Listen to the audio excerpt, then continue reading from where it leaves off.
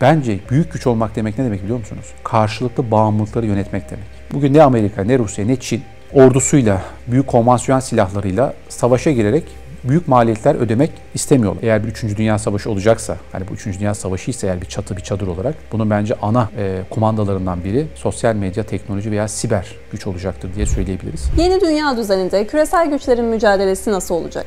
Şimdi biliyorsunuz yıllardan beri bu yeni dünya düzeni, küresel savaş hep bir pelesenktir. 2. Dünya Savaşı'ndan sonra hep bu kullanılır. Ama gerçekten şu anda yeni bir küresel güç mücadelesi var. Bunun belki şu anda tam göbeğindeyiz. Çünkü Donald Trump'ın başkanlığı dönemiyle iliklerimize kadar bunu hissetmeye başladık. Ve bu yeni küresel güç mücadelesinin aslında madencilerle kağıtçılar arasında olduğunu göreceğiz. Şimdi izleyicilerimiz belki diyebilir ne demek bu madenciler, kağıtçılar. Aslında öyle bir şey söylüyoruz ki dünyanın belki 50 yıllık kaderini belki daha fazla ilgilendiren bir sürecin tam da makasındayız.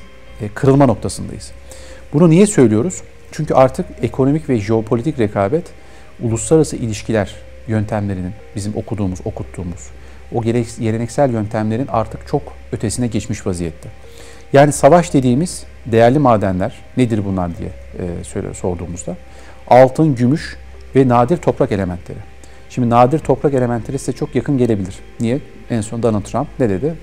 Elementler benim, madenler benim diyerek Ukrayna'nın madenlerini adeta ben çökeceğim dedi kaba tabirle. Peki kağıtçılar kim? Karşısında rakibi olduğunu iddia ettiğimiz. Karşılıksız para basan merkez bankaları. Şimdi bu da size tanıdık gelebilir. Çünkü Amerika Birleşik Devletleri'nin işte bu FED dediğimiz Merkez Bankası'nın kurulmasıyla beraber ki John F. Kennedy'nin suikastiyle çok yakından ilgilidir bu. Çünkü Amerika Birleşik Devletleri'nin altın bazlı değil karşılıksız para basmaya başladığı dönemdir 1963-65 sonrası, Johnson sonrası dönem. Ve bu işte o küresel para baronlarının oluşturduğu para sisteminin dolarizasyon üzerinden doların bir silah haline getirildiği sistemdir bu. Şimdi diyor ki Donald Trump da ben kurucu babalar tarafındayım. Yani ben küreselcilere savaş açtım. Çünkü ben madenler üzerinden yeni bir Amerikan modeli ortaya koyacağım. Ve bu kağıtçıları da bu sistemden bertaraf edeceğim.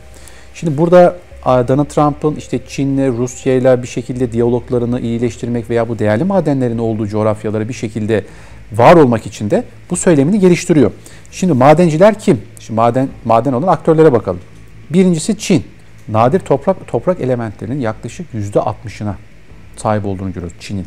İkincisi Rusya. Altın rezervleri ve bildiğimiz enerji kaynaklarıyla dünyadaki en önemli maden kaynaklarına sahip ülke. Üçüncüsü Güney Amerika ülkeleri. Ki burada irili ufaklı ülkeler var ama size çok önemli bir üçgenden bahsedeceğim. Lityum üçgeni. Peki nedir bu lityum üçgeni? Kimler bunlar? Arjantin, Bolivya ve Şili. Peki lityum kaynağı ne işe yarıyor ki? Lityum Ukrayna'da da var biliyorsunuz. Lityum bugün elektrikli arabaların işte bataryalarının ana ham maddesi. Yani geleceğinde önemli bir enerji kaynağından bahsediyoruz. Ve Orta Asya'da bulunan, Türkistan'da bulunan kritik maden bölgeleri. Şimdi bunların hepsine baktığımız zaman esas amacın bu madenler üzerinden yeni rezerv para sistemini bu değerli madenlerinle beraber entegre etmek amacında olduklarını görüyoruz madencilerin. Bir de karşımızda kağıtçılar var. Peki bu kağıtçıların amacı nedir? Hangi aktörlerden oluşuyor? Bunlar da Amerika'nın işte bu para baronlarının başını çektiği ve doların her zaman için dünya rezerv sisteminin dolara bağlı olmasını isteyen bir gruptan bahsediyoruz. Peki nedir bu? Sınırsız para basmak. Karşılıksız. Basabildiğiniz kadar 1 dolar, 100 dolar, 10 dolar ve bunun hiçbir şekilde karşılığının olmaması. Amerika'nın böyle bir sistemi var biliyorsun. Peki bunu doları karşılıksız basarak ne hedefliyorlar? Ülkelerin merkez bankalarını ele geçirmek. Şimdi burada fiyat para sistemine dayalı spekülatif finans oyunlarını oynayan küresel bankerlerin grubunda kimler var diye baktığımızda çok kısaca Amerikan Merkez Bankası ve bu hegemonyayı savunan küresel finans çevreleri Gülsüm Hanım. İkincisi Avrupa Merkez Bankaları ve Batı'nın diğer organik devamı olan merkez bankaları, IMF ve Dünya Bankası gibi dünyayı borç bataklığına sürükleyen ve ömürlerini borç ödemekle harcamak zorunda kalan ülkeler. Bakın Türkiye ne yaptı? IMF'ye olan borcunu bitirdi değil mi? Yoksa çok kolay bir şekilde sıkıştığımız zaman IMF'den para isterdik. Onlar bize gül oynayıp para verirlerdi. Ama her IMF'den, Dünya Bankası'ndan para alışımız bizim 20-25 yıllık neslimizi ipotek altına alıyordu farkındaysanız. Biz tarihte bunu görmedik mi Türk siyasal hayatında? Dolayısıyla peki bu savaşı kim kazanır sorusu önemli. Eğer bu savaşı kağıtçılar kazanırsa o zaman ne gibi bir tehlike karşımıza çıkıyor Gülsüm Hanım? Dijital para diktatörlüğü. Peki dijital para diktatörlüğü oluşursa ne olacak? Ekonomik eşitsizlik artacak ve finansal elitlerin serveti kat kat artarak bugünden daha tehlikeli bir kırılgan ekonomi karşımızda olacak. Zenginler daha zengin, fakirler daha fakir olacak ve dünya dünya kaynaklarının, dünya nimetlerinin büyük kısmını bu küresel elitler ellerinde tutacaklar. Peki bu karşımıza şöyle bir imkanı çıkarabilir mi, olasılığı çıkarabilir mi? Küresel kaos mu, büyük savaş mı bunun arkasından gelir sorusu önemli. Şimdi küresel kaos, büyük savaş. Büyük savaşla anlatmak istediğimiz nedir Gülsüm Hanım? 3. Dünya Savaşı, bildiğimiz savaş yöntemleriyle. Küresel kaos nedir? Asimetrik savaşlar, para savaşları, terör kartının kullanılması gibi dünyanın tam bir düzleşerek bir anarşik köy haline getirilmesi. Amaç bu olur. Ama şu anda baktığımız zaman Gülsüm Hanım esasında hiçbir ülkede büyük savaşın maliyetini karşılamak istemiyor. Bugün ne Amerika, ne Rusya, ne Çin ordusuyla, büyük konvansiyonel silahlarıyla savaşa girerek büyük maliyetler ödemek istemiyorlar. O zaman bu riske girmek yerine ne yapabilirler? Yine madde sayacak olursa. 1. Ekonomik savaşlar. 2. Dijital para sistemlerinde kontrol. 3. Enerji savaşları. 4. ise bölgesel vekalet savaşları. Yani şu anda aslında şu süreçle beraber Türkiye'nin önünde de ciddi riskler var. Türkiye'nin önünde ciddi fırsatlar var aynı zamanda. Çünkü benim şahsi düşüncem şu anda bir küresel güç olmanın ana kaidesi F-35'e sahip olmak değil, S-400'e sahip olmak değil, Su-35'e sahip olmak değil. Bence nükleer silaha da sahip olmak. Bence büyük güç olmak demek ne demek biliyor musunuz? Karşılıklı bağımlılıkları yönetmek demek. Bu ne demek? İki büyük küresel güç, Rusya ve Amerika. Siz o iki küresel güç her ne kadar rakip veya düşman gibi kendini gösterseler birbirlerine karşılıklı bağımlıdır onlar. Siz o bağımlılığı yönetebiliyorsanız Türkiye olarak aynı şekilde Çin, Rusya, Çin, Hindistan, Amerika, Çin ve bugün Türkiye bunu yapıyor Gülsüm Hanım. Bakın burada hiçbir abartı yok. Türkiye bugün bu bağımlılıkları yönetiyor.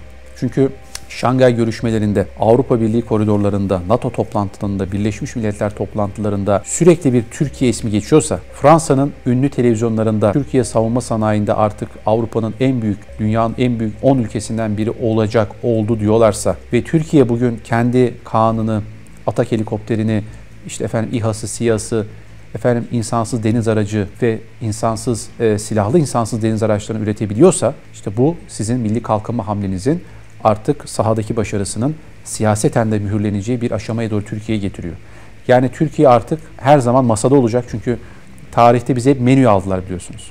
Biz sahada savaşı kazandık ama masaya geldiğimiz zaman bizi menü aldılar. Ama şu anda Türkiye hem sahada hem de masada ve yeni dünya düzeninde o küresel hakimiyet mücadelesinde de madenciler ve kağıtçılar arasında da bence en önemli jeopolitik güç olarak kendisini gösteriyor. Hocam peki bu yeni dünya düzeninde teknoloji kimi lider yapacak? Bu da çok önemli tabii ki. Çünkü Donald Trump yanına aldığı isimleri hatırlıyorsunuz ilk başkanlık açıklamasında veya başkan olduktan sonra. Amazon'un sahibi, Facebook'un sahibi, şeyin sahibi, Tesla'nın sahibi. Elon Musk aynı zamanda bir de biliyorsunuz Twitter'ın yani X platformunun sahibi. Bir de bir sürü bu anlamda çalışmaları var. Dünyanın en zengin insanlarından bahsediyoruz. Bu insanları niye aldı yanına? Niye meydan okudu? Yani Amerika'nın bildiğimiz lobileri var. İşte para lobileri var, silah lobileri var, sağlık lobileri var. Ve bunlar baronlar. O zaman Donald Trump kendi lobisini oluşturuyor Gülsüm Hanım. Donald Trump kendi siber lobisini oluşturuyor. Sosyal medya lobisini oluşturuyor. Bu çok önemli. Ve bundan sonraki savaş eğer siber savaş riskiyle beraber uzay savaşlarına taşınacaksa Amerika bu üstünlüğü kimseye kaptırmak niyetinde değil. Çünkü Çin uzaya çok yatırım yaptı. Rusya uzaya çok yatırım yaptı. Yıldız savaşları çok uzakta değil ve sosyal medya gücünü bugün Donald Trump kendi tweetleriyle, işte Elon Musk kendi sistemiyle ve istedikleri ülkede istedikleri sosyal medyayı fiber optik kablolar sayesinde manipüle edip halkı, kamuoyunu yönlendirebiliyorlarsa ki Çin'de biliyorsunuz bu anlamda TikTok platformu biliyorsunuz çok etkili. O zaman gerçekten teknolojinin, sosyal medyanın eğer bir 3. Dünya Savaşı olacaksa, hani bu 3. Dünya Savaşı ise eğer bir çadır olarak bunun bence ana kumandalarından biri sosyal medya, teknoloji veya siber güç olacaktır diye söyleyebiliriz. Ondan sonrasında dünya ne olur? Büyük bir köye mi dönüşür? Dünyanın sonu mu gelir? Ama şöyle söylememiz gerekiyor. Artık bildiğimiz dünyanın sonu geldi. Bundan sonraki dünyayı biz inşa edeceğiz. Ama herkesin çok dikkatli olması gerekiyor. Hocam peki bir küresel savaş çıktı diyelim ki. Hangi ülkeler en başta isimlerini görürüz? Şimdi tabii küresel savaş çıktığı zaman bizim bildiğimiz Yalta konferansında 2. Dünya Savaşı sonrası dünya düzeni kuranlar oturacak, kendini gösterecekler. İşte Amerika, Çin, gerçi Yalta'da işte kim vardı? Roosevelt vardı, Amerika, İngiltere, Churchill vardı, bir de Stalin vardı Rusya. Şimdi Çin de büyük bir güç bahsettiğimiz ekonomik ve askeri gücüyle beraber. Avrupa Birliği Tamam Almanya, Fransa'sı ki Fransa biliyorsunuz bu konuda daha kendisine geliştirmiş vaziyette. Ama benim düşüncem şu, böyle bir büyük savaş çıkarsa ana aktörlerden ziyade bölgesel aktörler savaşın gidişatını belirleyecek. Ki ben yine Türkiye'ye burada ayrı bir parantez açıyorum. Çünkü biz Anadolu coğrafyasının 3 kıtanın ortasında bir menteşe olarak düşünürsek eğer Balkanlar, Kafkaslar, Orta Doğu ve Kuzey Afrika, yani havza olarak söyleyelim, Karadeniz, Akdeniz ve Hazar Havzası minvalinde bu savaş esasında düğümlenecek. Birinci Dünya Savaşı da öyleydi. İkinci Dünya Savaşı da öyleydi. Birinci Dünya Savaşı'nın hesabı kapanmadı, İkinci Dünya Savaşı başladı. İkinci Dünya Savaşı'nın hesabı kapanmadı. Nükleer şemsiye sebebiyle bir soğuk savaş ama şu anda nükleer şemsiyenin de çok da fazla işe yaramadığını görüyoruz sanki. Dolayısıyla yine düğümleneceği nokta burası olacak. Bizim bu coğrafya ve çevresi olacak. Ve ana aktörlerden ziyade bölgesel aktörlerin belirleyici olacağı bir savaş görebiliriz diye düşünüyorum. Son olarak hocam, Avrupa Birliği bu süreçte bağımsızlaşabilir mi?